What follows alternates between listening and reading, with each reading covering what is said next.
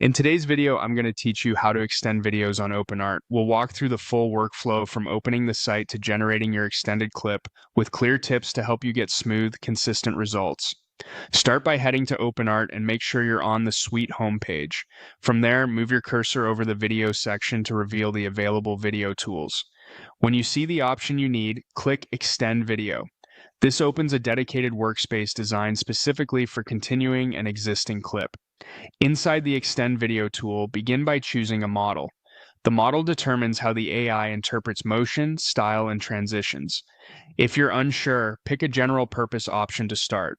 You can always try another model later if you want a different look or feel. Next, choose the video you want to extend.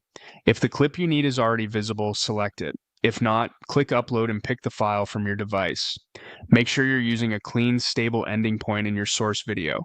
A clear final frame helps the AI create a believable continuation without abrupt jumps. Now, describe how the video should continue in the prompt box. Be specific and directional. For example, mention camera movement like keep panning right, changes in scene like transition to golden hour, or pacing cues like slow cinematic motion. Include any key visual elements you want to persist, such as color tone, subject position, or background details. The more concrete and consistent your language, the more faithfully the result will match your intent.